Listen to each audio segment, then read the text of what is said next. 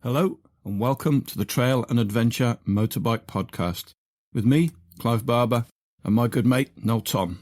For the days when you can't ride your bike, there's always the Trail and Adventure Motorbike Podcast.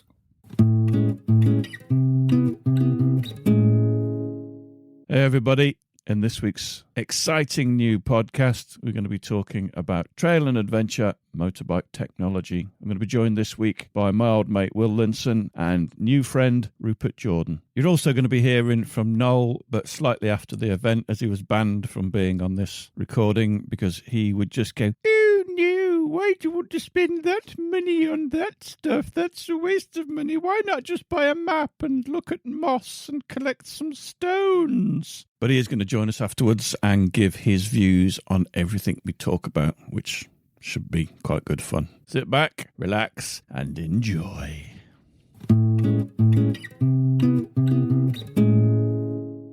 I've banned Noel from joining us because he'll just be a dick about all the expense and the fiddling that technology involves, because that's just the way he is. So what I'm going to do, we're going to record this and we'll kind of do it in clear sections, like, you know, phones, GPSs, intercoms, whatever, and put some clear breaks in so he can then listen to it and then comment on it. I think that might be quite funny. So have you listened to it yet? I have. I've listened to it twice. What did you think? I think both times I listened to most of it with my lips tucked in, a slight frown, my eyes closed, shaking my head from side to side. Yeah, even the bits when I was rude about you. Especially those bits. Well, no, my just jaw dropped. I'm sorry. Incredulity. No, it was very good. There was a lot of topics. I thought there'd be three things. I thought technology only involved 3 topics, but there was about 10. So it's very informative for you as well, I guess. Yeah, well, there were some gems in there. Presumably you got your credit card out. Have you actually got a credit card? I've been on eBay and everything. Turns out Rupert and I should be better friends than we are. I've got more in common with Rupert than I have with you. Hang on, he's the one with the £1,000 tablet. I know, it makes no sense, does it? But in amongst all that madness, he has some real gems. Him and I see eye to eye on quite a lot of things.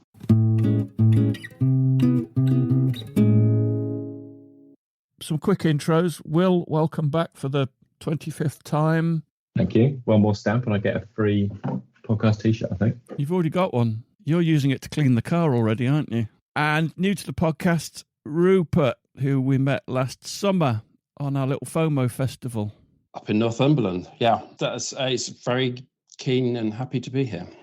Good. Do you want to tell us a little bit about yourself, what you ride, where you ride? I'm a trail rider and I like to go on the odd adventure. I think like most of us who are involved and listening to this podcast. I've got an adventure bike, KTM 790 Adventure R, and a trail bike, an enduro bike, a Husqvarna FE450, which I've slowly over the last 4 years turned into its own adventure bike. And it's just about perfect. I think the only thing I would change is perhaps putting on a cush hub on the rear wheel. That's about it.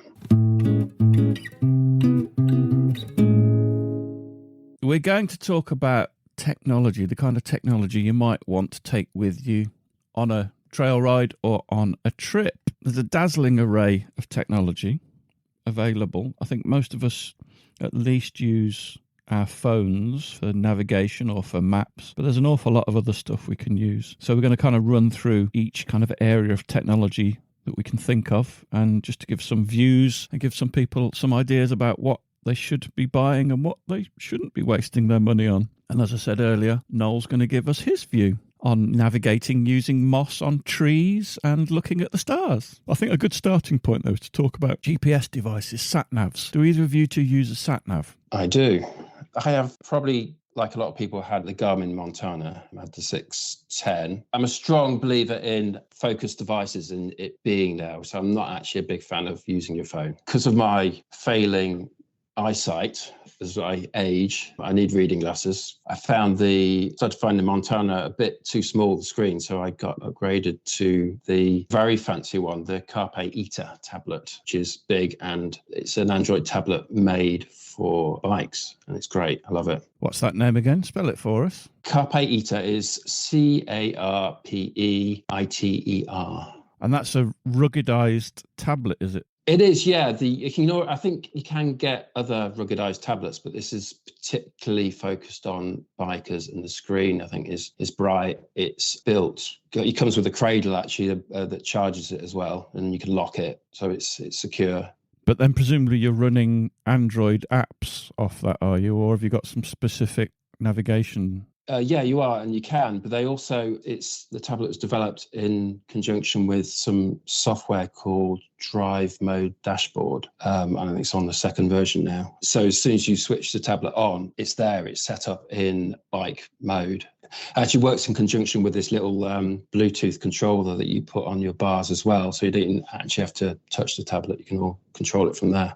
Keep your hands on the bars. What about you, Will? Do you use a SatNav device? I've got a Montana 700i. It's been really, really good when it works as they designed it, but it just doesn't really. Every single ride, something happens. So these are the really expensive new ones, aren't they? Yeah, so I was the same. I had a Montana 610, which if you are buying a 600 series Montana, it's the best one because they do a 600, which is older. The 610, they added some extra stuff to it. And then there's like a 680 or 650, I think, that they have. The difference is it's more expensive because it's got a camera in it. And who's taking pictures on their SatNav? Who's going to unpick it and take a picture on that? Useless. But this one has InReach built in, which is the come and rescue me. I've got no phone signal. We'll come on to those in a bit, actually, those spot type devices. But at the moment, it doesn't turn on. Well, it does turn on, but doesn't stay on. It's just been very flaky. Greg also has one, and his has been fine. I don't know if I'm tinkering with it too much, but I've restored it back to factory today, and it's still being a twat. I was going to say, are they common problems, or it's just you that's seeing it? Well, it's difficult to get in touch with Garmin, but I found a guy. I mean, give a little hi to Craig at Garmin, who's been great. I got hold of his email address, so I've just been emailing him back and forth. He's really responsive, and actually they put out firmware updates based on the stuff that I've said. So when I moved it from 790 twin to 690 single, vibrations were making the screen flicker. Apparently that could be solved in software. They pushed an update out and fixed it. But since then, it's got new issues with the firmware, and it sort of turns itself off and freezes and doesn't navigate. You still can't navigate to an address, really, amongst other things. That's pretty rubbish for a SatNav. Yeah, I don't know if it's my hardware. Maybe it's a Friday unit. Well, I've got a Garmin Zumo XT, which has been great. Again, it's more of a traditional thing. It's still waterproof and supposed to be rugged. I haven't used it a great deal, but it's been fine so far. I can also use it in the car. I did have one briefly, but I found it a bit frustratingly limited for trail riding. Yeah, so far it's been fine because I've just been running GPX tracks on it, and it seems to be pretty straightforward. You just kind of follow the line, even though it's not really intended as an off-road GPS device. Yeah, I was talking to Thomas Hansen actually about it a year or so ago when I was looking at the 700. He was saying he'd got one. He'd looked at them both and gotten that one, and then turns out you can put custom maps and things on them. Got the Talkie Toaster maps downloaded onto it. I haven't really seen the need to use them actually, because the standard maps that come on it seem sufficient really for finding your way around. I mean, you're not getting the detail that you get from an OS map, but it seems good enough to me. On my 610, I had the OS maps. I actually stopped using them and used the Talkie Toaster ones just because they're much clearer and quicker to read. That's why I started, but also I found that the Talkie Toaster ones are based on open data, which he compiles every X months or something. So actually the stuff that you're looking at is much more likely to be accurate. But I guess the advantages of having a purpose-built GPS device over your phone is the fact that you're going to get pretty much the same performance as in terms of accuracy of positioning on both your phone and a purpose-built device. But I think that generally GPS devices are easier to use. You don't have to make sure that you pre-download any maps depending on where you're going, because obviously on your phone, if you haven't already downloaded a map, if you haven't got an app that downloads maps already, you have to download tiles. They're just designed to be used with gloves on. That's really important as well. You can use them with gloves on. You generally have a much bigger screen and you get much better clarity of... So I have both. I use both. I have my phone and my GPS, and I can see them both. I've found that since moving to a single-cylinder bike that is not good for mobile phones. The vibrations, it's mostly the camera. It will knock out the optical image stabilization. But when you say phones, is this you're on an iPhone? Yeah. See, I don't think Android phones have that. I've never had a problem with my Samsungs. They probably will, but it'll be different. It'll depend, I guess. You might just be unlucky. Lots of iPhone users don't get the same issue. Yeah, one of the first things Rupert said, where I was just kind of pumping the air like Andy Murray, was not Andy Murray, Tim Henman. Yeah, both of them, was when he sort of said that he favoured focused devices. Thought, yes, exactly. Phone is your phone and your GPS is your GPS. Yeah, I get that. It just means that you have to have multiple devices. Yes, but of course you do. But your phone can't do everything. And you discussed why phones are problematic because they shake to bits and they're not as easy to use as a dedicated Montana Garmin device. So I did like that idea. Phones are just for men that just want to fiddle and just get the most they can get out of their phone. Will's story about his 700 is proof that men just love to fiddle with gadgets because he has endless issues with it, but he just wants to carry on using it and getting to the bottom of it, which he never will. Why doesn't he not just send it back? I'll just go back to one of his 600 and somethings. Turns out I really didn't know what I had, so it made me go and look at what I do have, and I've got a 650, and this crosses over into the maps thing. As long as I've got a line and I can see my arrow on that line, that's me. I don't need anything else. I don't need contours or, I just need an actual basic road map that shows roads coming up that are turning left or right. I don't need massively more than what my Garmin 650 gives me. I don't need anything more than what my Garmin 650 gives me. It's perfect. So did you buy yours new or... Did you? Was it any? Sorry, why did I ask? No, but I bought it at a time when there was still reasonable money. Now they sort of shut up, which I think is probably quite TET induced. But yeah, mine was about second hand. It was still about 300 quid, but they've gone up massively, haven't they, since then? Well, I got my XT for like 240 quid because I got it as part of a deal through my bike insurance. So yours, I take it, is a smaller thing with a smaller screen and a smaller capacity. No, it's quite a big screen. It's almost the same size as the 700, the actual screen on it, but it looks a little bit less rugged. But I think they're normally about the same price. So I don't know what maps mine came with. This crosses over a bit into maps, which is item number. It's not on the list. It's just. Oh, is it not? No, well, let's SatNavs. talk about maps. But I don't know what maps mine has. It's probably just whatever comes loaded on a Garmin when you get it. Some of them are just UK. Some of them are Europe as well. So you've probably just got European maps. Yes, yeah. I've never found it lacking in any way. Well, one thing we did discuss is you can download other maps from a number of free sources, so that's okay. Yeah, as soon as I heard downloading and software, I kind of cringed. Software, indeed. Right, let's talk about mobile phone apps. Have you got any apps that you guys use on a regular basis? I do use ViewRanger quite a bit for the various mapping things they're on and for sort of storing my routes, because Garmin do a thing that's similar to ViewRanger, but it's not very well loved and it doesn't really work, and also was hacked last year before, so the whole Explore system died. But ViewRanger have been bought out by Outdoor Active, and if you have a ViewRanger thing, you sort of move over. But Outdoor Active are getting rid of all of their automotive functionality. They're adding it in as kind of a cursory, oh yeah, sorry, we took away functionality. So there's no parity between ViewRanger and Outdoor Active. And then for stuff when I'm out and about, maps.me is quite good. You can sort of just push a button and it'll give you lots of things nearby. I think I'll use that quite a lot in Spain, actually. Anything else? Google Maps. It's invaluable, isn't it? Yeah, I mean, if you're wanting, abandon all other maps. If you're looking for something to get to quickly, and it's Google Maps. I think the only other app I'd use on my phone, because it's really the phone I only use as a backup, is Guru Maps Pro. I find that, again, pretty simple, works well. Will and I were out riding last weekend. One of the features which actually I would like to see on more devices is it shows you the route following a track, and you've covered some of the same road at any point. It will actually show you the bit of track you've already done. It adds a little bit of clarity to following on those little lines on the map. I use Guru Maps as well, and it's fantastic for finding things like campsites and stuff like that. It seems to have a very good database. My list is similar. Google Maps, Waze, and Copilot I also have for road navigation. I think it's quite useful to have different systems seem to have different databases of things. So if you can't find something on Copilot, you can go to Waze. If you can't find it on either, then look on Google Maps. It just helps to have a few different things available so you can actually find what you're looking for. Yeah, there's the Waze ones for the traffic thing. I think they share with TomTom. So anyone who's got a Waze or TomTom device, it sort of works out, there's a group of us going slowly, so there must be a traffic jam. That's how it does you can avoid this bit because there's crappy traffic there. We can also report people with speed cameras and things like that, can't you? Yeah. Some other apps that I use, I think you've mentioned, there's a really simple one called GPX Viewer. It just shows you a GPX file, shows you your entire route. Also, the TET app is a useful one to have. Android only, though, isn't it? At the moment. It is Android only, you're absolutely right. Isn't that created by the same guy that does the Carpe Iter/Drive? I believe it is. Is it? I didn't know that. Yeah.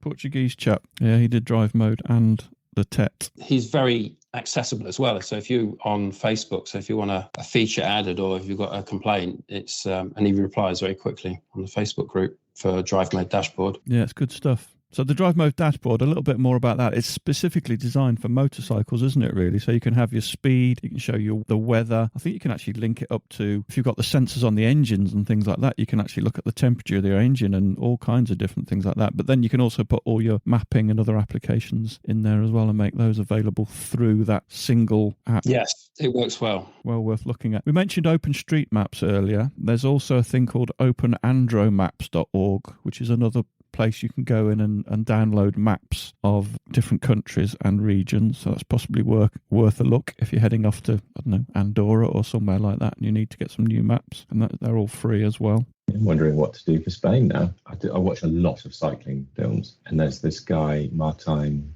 I think it's Juliard, I forget his surname, but he's written this book called 2 Years on a Bike and made a film and stuff. But he sort of details everything about his setup of his bike, which is the sort of thing I love. You know, those exploded views of all the kit, top down, love that. He had a list of a few things that he used, and Maps.me was one of them because it gives you could be in the middle of nowhere and it will say, oh, there's a shop 200 metres over there that sells bottled water and petrol. Just seems to have everything on it. It's nice. It's a nice little system. Another thing that cyclists really like is the chart of the height of the terrain as well. There's another one that I use called Locus Pro Maps. Load your GPX file and it'll give you the altitude.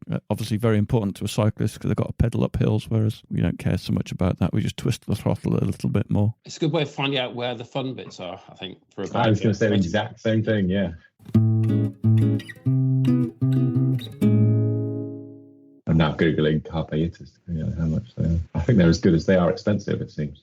I think Noel will have a fit if he Googles Carpe Iter. Roughly how much are we talking about? For all the bits, best part of $1,000. Yeah, he's going to have a fit. He's literally only just got a smartphone in the last year or so.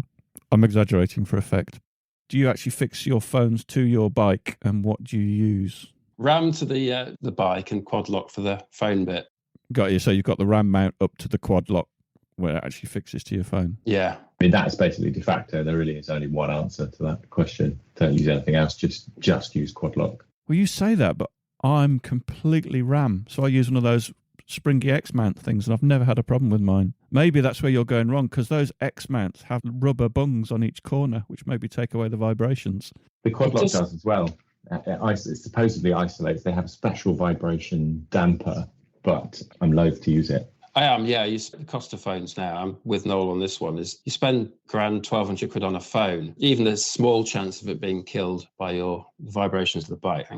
I'd rather have something that's meant to be there. But it's even worse in that it's sort of everything mostly works. It's just the camera might be a bit crap, which is really irritating because you can't swap it in because it basically still works.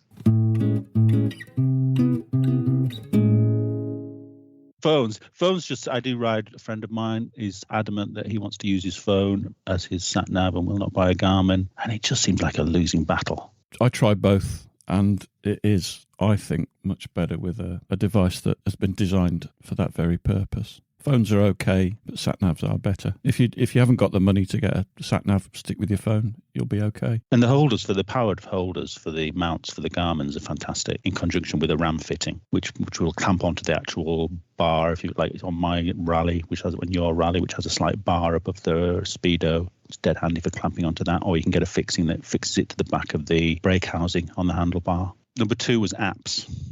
Do you use any apps? Well, I didn't think I did, but then I realised that I do use the TET app, which I found really handy for planning in the evening, and occasionally get it out if there's a discrepancy between Garmin SatNavs on the day. You can sort of get it out and get a much clearer, broader view of the bigger picture, if you like. You can zoom out on it a lot easier than I can on my Garmin. So I did enjoy the TET app on my last trip. It was really handy, and it was just really handy for staring at the route for the next day. I really liked what Rupert said about Google, that it is a great go-to, Google Maps. If all else fails, head towards Google Maps. I thought that was pretty bang on. Yeah.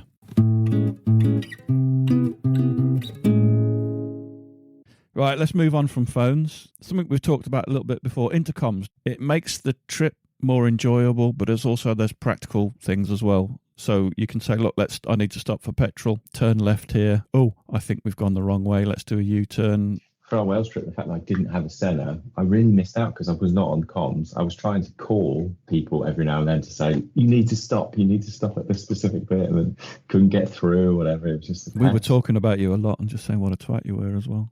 Paul, you were. Paul felt that at the FOMO, didn't he? He's since bought the Senna, that he felt it was missing out on something. Yeah, well, me too. Missing out at the Missing Out Festival, that's just... Good. Intercoms, get one. Have you changed your mind on intercoms? I have, absolutely. And a lot of that's to do with Robert. It's all to do with Robert. Nomad Sweden. And seeing his films and just seeing that doesn't sort of come out on films that we've been involved with, the actual chit-chat. I know you always tell me that you have a lot of chit-chat as we're riding along, but it was interesting hearing it from Robert's films. It did look quite appealing. So, yeah, we'll be getting one of those. There's no reason not to, is there really?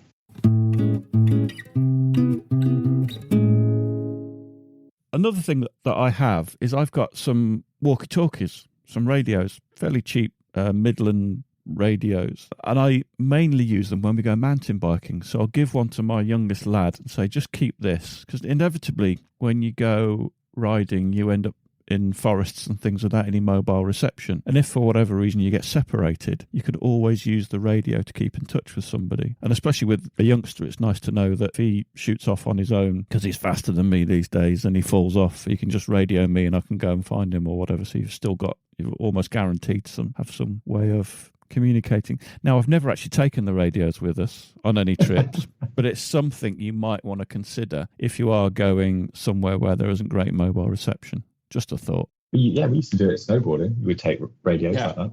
Did the same. Yeah, really good. And you can actually get, before you had really headsets, sort of Bluetooth ones, with a friend would connecting them in the helmet, so sort of a helmet kit for them. And the range is impressive compared to Bluetooth headsets. So much better. Also, Senna make a mountain bike helmet, in case you're interested. I did not know that. Good. Radios can be useful. They're quite cheap. Buy a set. Walkie-talkies. What are you thinking?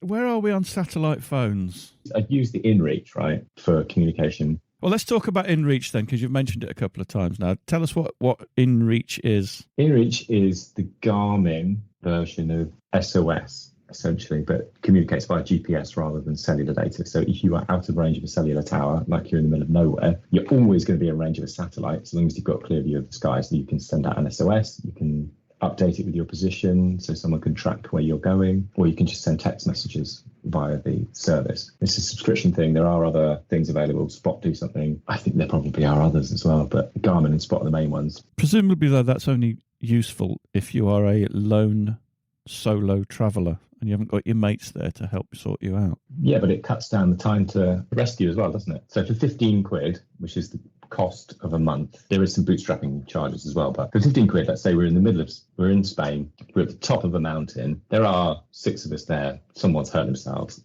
There's no cellular data. Someone's going to have to go until they get into range of a cellular tower, call emergency services, navigate the Spanish to English or whatever, to get someone, remember exactly where that person was. This is quite a lot to do, whereas this, you just push the button, it automatically has your location because it's GPS, and rescue services come out to get you. It used to be that if you were in the EU, it was free. Nowadays, you pay a $24.99 charge for global insurance for rescue of up to $1 million, I think. Are you going to activate it for Spain? Well, yes, definitely. Well, if I can turn the Montana on, I will. I've got 2 things to add to that. Noel's going to have a field day with this. I mean, this is the guy that doesn't even wear bloody body armour, let alone have a satellite communication device just in case he needs rescuing from somewhere. And secondly, the costs. I looked at the Spot devices. There's 3 different devices. There's £130, £150, and then £300, which has actually got the full keyboard messaging option. You're right, you can just pay a one-off £15 for a month's coverage. So that's not a repetitive 50. You can either pay an annual fee or you pay just for when you're going to use it. There's an enrolment fee of £25 and an activation fee of £20. And then, as you mentioned, there's like an insurance policy which saves you having to pay for the emergency services called a global overwatch and rescue plan. So you pay an insurance of £25 and that covers you. But I think it's just for peace of mind. You put 84,000 times out of 85,000 times you won't need to use it. But just for those, that was a weird number, but you know what I mean? For the one time you need it. You've got the device, so there's no cost there. We're talking a charge of £85. It's like a little insurance policy, isn't it, really, too? Yeah. Which may or may not save your life. I'm looking forward to this next one. The SOS Spot in-reach devices. You've got one for each bike, haven't you? What? It struck me that whoever goes for this kind of thing is probably the kind of person that fits heated grips and then feels they have to tell their insurance company about it because they're paranoid that their insurance won't be valid. They're living in another world from me, I'm afraid. You know what's going to happen now, don't you? I do know what's going to happen now. You're going to fall off your bike at the top of a mountain in the Pyrenees, and Will is going to save your life. He get a really good argument for it, but I just thought, Jesus. I mean, unless you're crossing Siberia, it's a bit over the top, isn't it? His argument's really valid and solid, but it's just riding the way we're riding and riding where we're riding. It's not critical, is it? Until it's critical. It's another thing with the gadget guy, isn't it? Well, that's the thing. People enjoy gadgets. For somebody that enjoys a gadget, you can get one for I checked. I'm not getting one, but I checked. You can get one for about £115. There's £75 to spend otherwise on registering it and all that kind of malarkey. And then that's it. And you can put it on and you can think you look cool, think that you're some kind of outdoors legend, and it makes people happy. Will's got one, so we're fine. That's probably the way we should look at it. I'll tell you something that is useful. I can't believe it. Everybody doesn't use these, but Powerbanks. Oh, yeah. As in to charge all of your devices. You don't need to really worry about 12-volt on-bike charging. If you're going away for a week, your power bank will charge your phone, depending on what size you get, maybe 5 or 6 times. So that potentially one power bank could actually sort your devices out for the whole week, depending on how many devices you're taking. I tend to take 2 with me, a bit of a just in case and a backup. Normally there's somewhere, if you're in a campsite or whatever, there'll be somewhere to plug in and get charge anyway. You don't bother charging it on the bike? I do as well. I do just a bit of everything, really. But then you've got things... So if you've got a few devices, like a torch, SatNav, phone, whatever you've got, they can all be charged. And camera batteries as well is another thing. Usually can all be charged off a power bank. Drones. Oh, you can't charge a drone from a power bank unless it's a Mini 2. Yeah, can you not charge the new Mavic? No, you can't. I've got the Mini 2. It's just tiny little batteries on that thing. Do we talk milliamp hours? Get the biggest one you can afford. 20 minimum probably for a longer trip. Yeah. But if you just had a little 10, that could be like the size of a cigarette lighter, and it would get you out of trouble. I always take my power bank out with me, just like you. And then I forgot it last weekend, and I actually needed it, and I was a bit cross with myself. Yeah, they're good. I use Anker ones, and seem to be pretty robust and seem to be lasting really well. Other makes are available. Same. Power bank.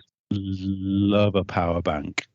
Because I think everyone, like most things, most people are coming around to my way of thinking on this. Which is? Which is the power bank. Charge the power bank up even before you set off. You know, I've often found that one of the Anker power banks and probably one of the 20,000, whatever it is. It's not volts, is it?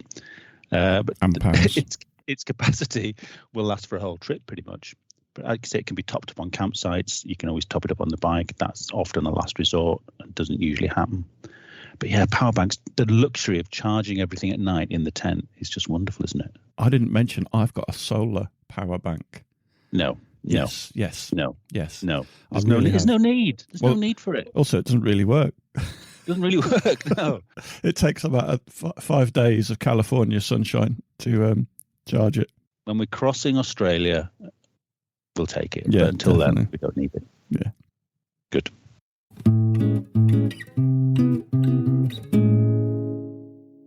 lights and torches, or a light of some sort. So I tend to take a head torch with me. I used to take a light as well, but I don't anymore because my head torch will fit in a little unit that makes it into like a room light as well. Oh, I like that. What's that?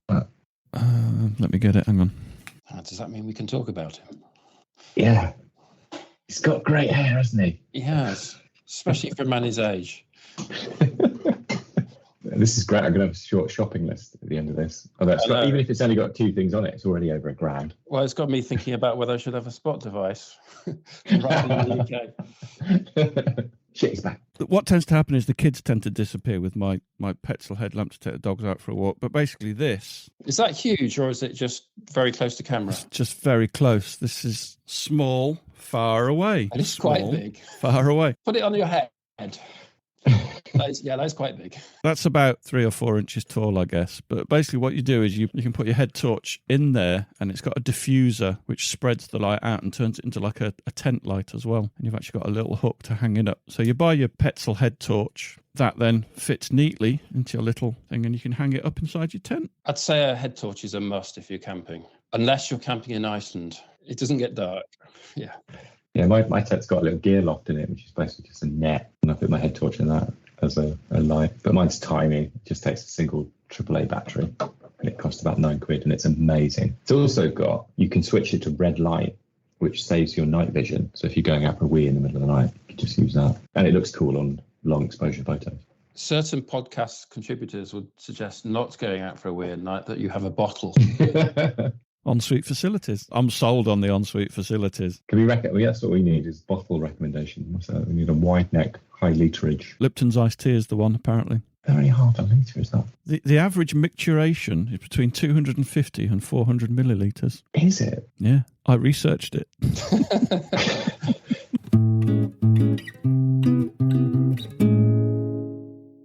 Lights. What light do you take?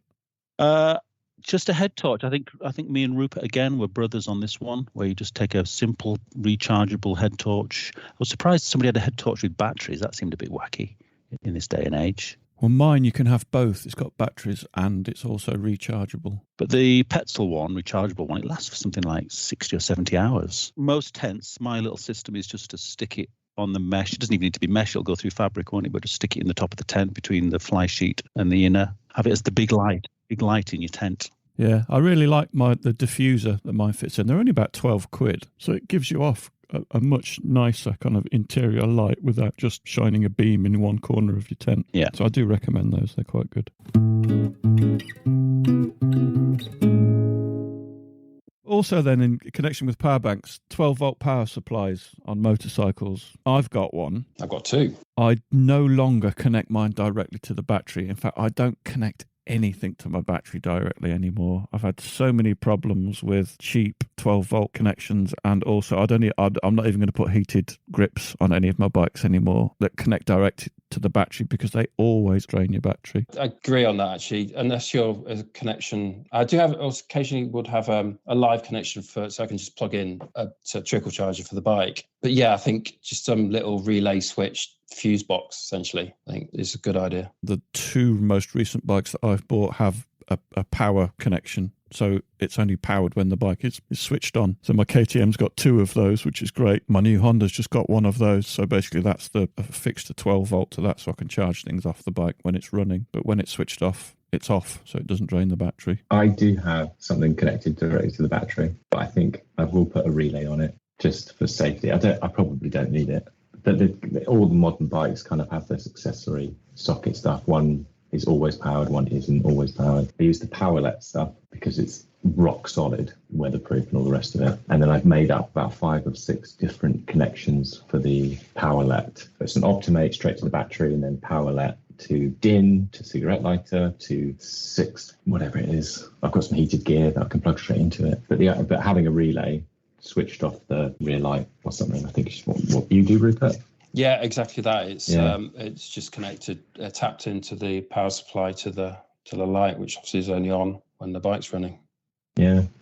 Take a compressor out with you to do whatever, at the end of the ride, air down, air up. Look through. I'll talk about compressors. So the whole 12-volt power thing, when your bike is running, it develops something like 350 watts. Standard draw is maybe 250 watts when you think of your clocks and your rear light, your headlight and things like that. So you've basically got about 100 watts to play with. So something like your phone probably only draws 3 to 6 watts. Heated grip's about 50, and then heated jacket or something about 85. So even just having heated grips and your heated jacket on, you're actually starting to deplete your battery. You're losing charge faster than you're gaining it from the charging system. So you can't run that many things off your battery as standard, so just be aware of that as well. Your phone should never be an issue, but if you have too much on there, it's going to flatten your battery. On the bigger bikes, I'd always just be running everything all at once. But then now I don't have heated grips, don't have any of that luxury stuff anymore. I just plugged in my heated gloves the other day. Best things ever, but only to get there, and then they go in the bag and I put my normal gloves back on. Things like that, you can actually get a battery pack, can't you, to run them off as well? You can, yeah, which probably would be much easier. I do like the idea of a heated jacket, keep your core warm, but again, I think I'd only run it with a battery. I mean, I used to go out in -degrees, and as long as your layering's good, it's fine. Get a down layer between your jacket and you, and put heated gloves on, top notch.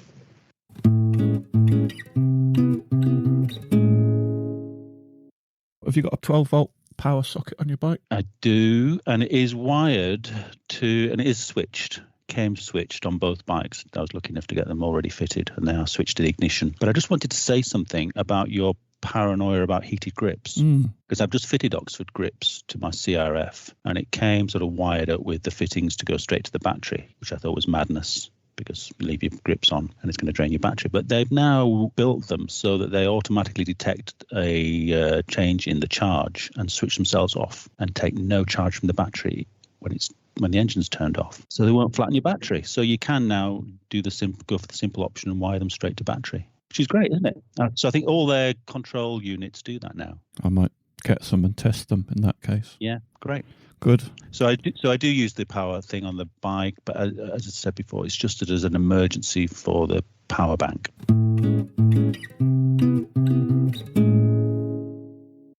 So you mentioned a couple of things, Will, when we talked about ideas for the podcast earlier. TPMS. Oh, yeah. Do we really need that? Yeah.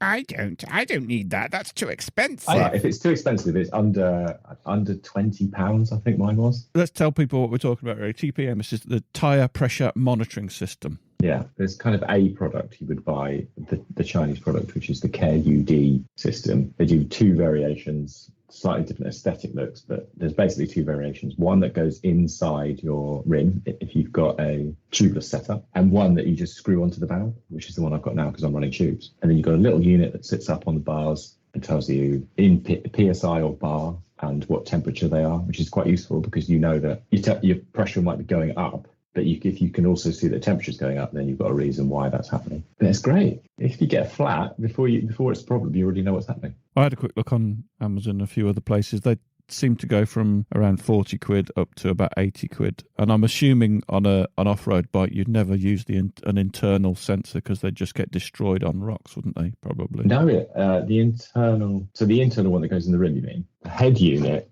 is probably 30 mil across each way. And then you've got a little sensor that sits inside, so you can air up and air down and still get your pressure sensor reading. So that one's made for tubeless, isn't it? That's made for tubeless. As if fitting tyres wasn't a big enough pain in the arse already. Well, when you get your tyre off, you just put that in instead of the valve. It's a piece of this. The one I'm running at the moment is, I'm just looking on AliExpress, 30 quid. And it just replaces your valve cord, not your valve cord, just the valve cover. You screw a thing on and you get free. It's the easiest thing in the world to install. And they're all battery powered as well, so you don't have to wire it in. And are we seeing significant benefits, reasons for having these? I'd say more benefits on the road than trail riding. In fact, it probably gets in the way of trail riding, I reckon. I've got one on my adventure bike, but not on my enduro.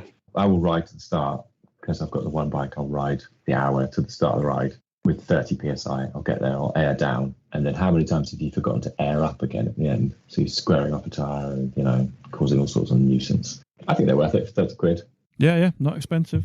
We mentioned a compressor, mobile compressor. I looked at the Rocky Creek Moto Pressor, which you can get for about 45 quid. It's a tiny little pump. They've made deliberately small. It doesn't have any casing. It is literally just the metal pump and a valve. It will inflate your tyre I don't know why you do it up to 40 psi in 5 minutes. So you're probably looking at, for the kind of pressures we're running at, doing 2 or 3 minutes, I guess. See, my immediate reaction was, just take a bloody cycle pump with you. It's getting it on the bead. If you've got tubeless, getting a tire on the bead with a cycle pump, it's not going to happen. You would have to have compressed air to do that. And actually, the little pump that I saw is probably not that much bigger than a cycle pump anyway. They will draw 10 amps. Almost all of them draw 10 amps. And if you don't wire it directly to the battery, if you've got a clever new fancy bike that your accessory socket runs through the CAN bus, it will soft cap you at about 5 amps. So as soon as you turn that compressor on, the bike will cut out, stop power, and you'll have to turn it off and on again. So you'll have to go straight to the battery. I suppose you can just wire it up when you need it, really. It's not going to be something you're going to have to do on every ride. I mean, punctures are relatively rare, aren't they? Like Wilders riding to a trail ride, I think you'd want to air up and air down, particularly on a bigger bike. Good point. You mentioned heated gear. It's not cheap. It seems like quite a nice thing to have. I have 3 pieces of heated gear, which I've built up over the years, because I don't have heated grips on my bike. But I've found actually that correctly layering, you can get rid of the vest. But the vest, that is ultra luxury. The top luxurious thing is heated insoles. It's like having your foot in a foot bath. It's so nice, but it's total faff. You wouldn't do it to go to the shops and back, because the plugging in is a bit of a nightmare. So I think this is part of the problem I have with all technology. I mean, a lot of the time I just kind of be asked to get my camera out, let alone faff around with heated grips and all these other doodahs that people talk about fittings. I'm a little bit against it all, really, because I don't want any of it to get in the way of just going out and having fun. Yeah, I would argue that getting heated gloves is brilliant because they are thinner than normal winter gloves. So you get much better feel on the bike. Your hands are warmer anyway. And presumably you can run them off, most of them you can run off batteries as well. So you just have a little battery in the wrist, don't you? So you don't even need to wire it to your bike necessarily. No, yeah, you can run the gloves. You can run off the battery for hours. If you speak to any motorbike courier, their advice will be heated grips and bar muffs. I mean, they come from a different point of view, I guess, is they're getting off their bikes and on and off a lot, but it's a good combination. That's what I've gone with. I do have a heated vest on longer road trips. That makes a huge difference. So the next little section, we talked about tyre pressure monitoring systems, compressors, and heated kits. Right, the tyre pressure sensors, I've just written here, what does it say? Oh, sweet Jesus. That's all you need to say, really. Yeah. That is, yes. He loves a gadget. He loves a gadget. Just love a gadget. He's gadget, man. Bloody loves a gadget. Gadget, yeah. Man. And he can afford them. Yeah. Why not? The compressor seemed quite a good thing because it's like, well, why would you take one of them? Just put a pump in. But they're actually quite small. Yeah, and it is a nightmare pumping big tubes up with little bike pumps, isn't it? Yeah, if it takes 3 minutes. Yeah, I find the biggest danger with them is you start to pull on the valve a little bit and you can sort of tear the valve. So, yeah, not totally against a compressor. It's a luxury item, but they are good. Heated kit? Heated kit, again, just don't ride when it's that cold. But then Will said, he gets over that with layering, doesn't he? And that's true, isn't it? Layering will get you out of that probably. Again, if you're not going to Siberia, it's not too much of an issue. It's probably more relevant to long road rides, isn't it, I think, where there's less exertion. I think that's the only time I felt like I would quite like a vest to keep your core warm, which helps keep everything else warm. It's like when you are doing, so we go over to Northumberland and then you kind of do a day's riding and then ride the 90 miles back to Cumbria. It'd be nice then while you're on the motorway to have something nice and warm on, but that's the only time.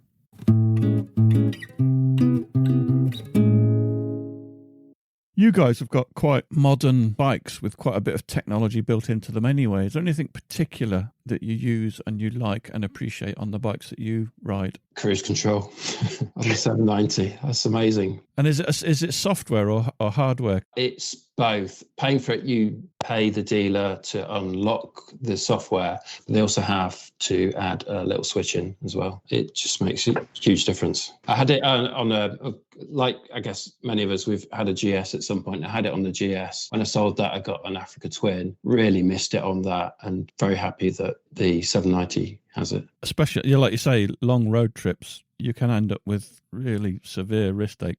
Anything else that you particularly enjoy and appreciate? Love a quick shift. Bang, bang, bang. It's the funnest enhancement. So you don't need to throttle off. You just kick through the gears without pulling the clutch in, without letting the throttle off or anything like that. Actually sounds quite cool as well. But then I suppose the most useful one is ABS, right? And to a lesser extent, traction control. But it's nice to have ABS on the front wheel. Yeah, I'm slightly disappointed that the Tenere, the Raid version, World Raid, they've added features to it, but they haven't added any traction control. I was hoping they were going to do that because it's quite a sweet bike. The traction control on the 790 is pretty incredible. Just playing around with it at ABR Festival last year, and there was a particular, it wasn't that steep. You kind of got a bit very easily, didn't you, Will, on your 690? But dialing the 790's traction control in just the right setting, so it's actually fairly high amount of intervention, and it will just walk up it. It was just absolutely incredible what the technology can do. A bit off topic, but there's a sort of technology for someone like me who needs reading glasses. Discovered something called HydroTac. So the little inserts that you can put on, they're made for glasses or goggles, but you can put them on bike goggles and actually even on the visor. So little diopters, and they don't even stick in. Actually, you just wet them, put them in place, and they stay there. And they're like a magnifier, are they? Or yeah, so I can just read the SatNav without having to sort of put glasses on. What are they called again? HydroTac. That was a game changer when I discovered those. We were discussing, it's not, I guess, technology. We were talking about earplugs. I've gone through all of the earplugs over the years. I've tried, the little silicone ones that you pop in and reuse. I've moved back to the Howard laser light ones, the yellow and pink ones, which I can sleep in. They're dead comfy.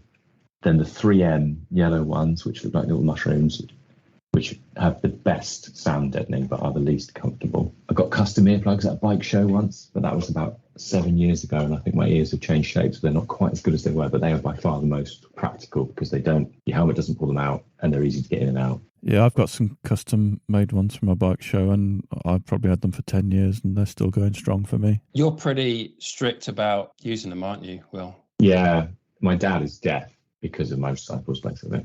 And I don't want to go deaf. It takes 10 minutes at that decibel to take away a certain frequency of your hearing, and it just chips away every time you spend more than 10 minutes on a motorcycle without earplugs. You are losing your hearing. Even at trail riding speeds? Yeah, it's the decibels, yeah. So as soon as you get above whatever it is, 30, 40 miles an hour, it's going to happen.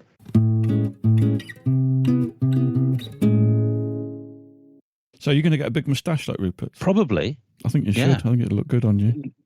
It looks good on him. Yeah, definitely. With the right hat as well. Yeah, the right combo. Look great. If ever they're looking for a replacement for Chitty Chitty Bang Bang, he'd be in. The next one was modern bike tech earplugs and vision inserts. You say modern bikes. I put that down as clever bikes. And I was surprised to hear everyone was quite happy about having ABS, which I just find an absolute nightmare. It just, whenever I've had a bike with ABS and I'm going down a hill and I put the brake on, the brakes just start clicking. I don't know whether I've had dodgy ABS. Once it was on a BMW F650 and I had to turn it off because it just clicked. I want to be able to lock the back wheel, which ABS will stop you from doing on it. Most certainly on our Hondas you can switch it off, can't you? If you remember to switch it off. Yeah, which you never do. So it's a pain, but it turns out some people want it. That's for traction control. Well, by the time I can get a bike with traction control, there'll be no more petrol to put in it. Earplugs. Well, Will mentioned 3M plugs, and I've been using 3M plugs for years. And then my good friend Tama gave me some 3M plugs that were a different shape, and they're just sort of a barrel shape. They're parallel. They're obviously round, but they're not sort of pear-shaped or teardrop-shaped. Do you get them from Screwfix when you get your gloves? No, I actually think they came from Sports Bike Direct, or they came from a dedicated bike shop, I think. But they're absolutely brilliant. With the other ones, you would have had enough of them after 6 hours, whereas these you can just wear all day. You don't feel them at all. You don't have sore ears at all at the end of the day. The best thing about this whole podcast is HydroTac. So do you have to wear reading glasses then normally? This is so. I always have this massive compromise where if I want to sort of see all the crispy leaves and the sheep in the fields, I have to sort of wear my distance glasses. But then it's a nightmare because I can't see the SatNav anymore. So I have to sort of decide it's one or the other. Whereas this is going to solve that. These little tiny magnifiers stuck on the bottom of my visor is going to be the end of those days. Oh, I love Rupert. Have you got Rupert's contact details? I might just give him a ring after this. You can be his friend on Facebook.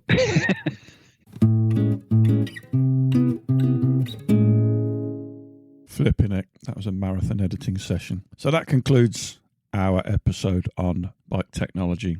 Join us next week. We're going to be looking at specifically at the Honda CRF 250 and 300. And we're joined by two new friends from YouTube. They are the Lightweight Adventurers. See you then.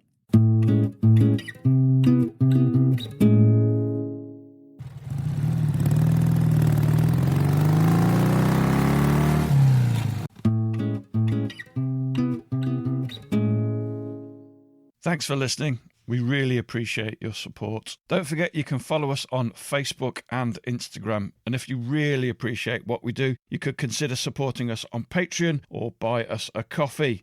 Links are available on our website, which is tampodcast.com, tampodcast.com, where we also have a limited selection of branded stuff. But either way, please keep listening and spreading the word. See you next time.